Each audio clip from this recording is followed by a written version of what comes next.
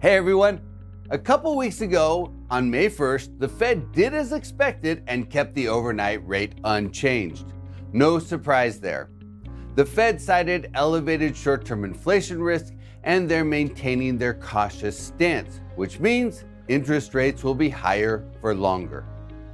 Now, the risk of keeping rates elevated is that they could be too high for too long, and that could spawn a recession.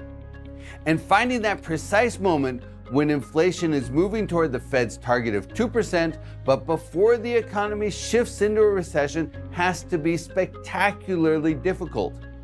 The Fed's threading the needle here. I think the Goldilocks zone between an inflation resurgence and recession risk is very narrow, which is why no one has ever truly succeeded in pulling off a soft landing. Now, as those of you who regularly watch my videos probably noticed, I prefer to focus on opportunities and silver linings. But I also try to highlight potential risks that commercial real estate investors should monitor. And even though most economists still predict a soft landing, I think it's prudent to monitor for warning signs of a recession. But which ones? For a long time, I tracked the yield curve, the difference between the short-term and long-term treasury rates. The 2-year, 10-year yield curve inverted in July 2022. That's 22 months ago. But the 3-month treasury tends to be a bit more reliable, and the 3-month, 10-year yield curve inverted in October of 2022, 19 months ago. So either a recession is right around the corner, or the inverted yield curve indicator isn't working very well for some reason. Maybe because of the economic disruptions created by COVID, or because of all the stimulus that was injected into the economy, or some other reason.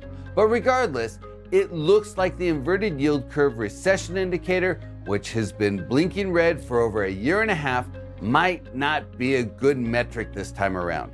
But there's another indicator I monitor called the SOM rule. If anything, the SOM rule has been even more accurate in identifying recessions than the yield curve, but it doesn't give much of an advanced warning. The SOM rule, developed by economist Claudia Sahm, says that if the average unemployment rate over the last 3 months is 50 basis points higher than the lowest 3-month moving average unemployment rate over the prior 12 months, you're probably in or will soon be in a recession. So currently, the unemployment rate is 3.9%, and the 3-month moving average is 3.87%. And the lowest 3-month moving average over the prior 12 months is 3.5%. So the difference is 37 basis points, which is below the 50 basis point threshold to signal a recession, which means we're probably not in a recession right now, and a recession likely isn't imminent, but we're getting pretty close to the edge.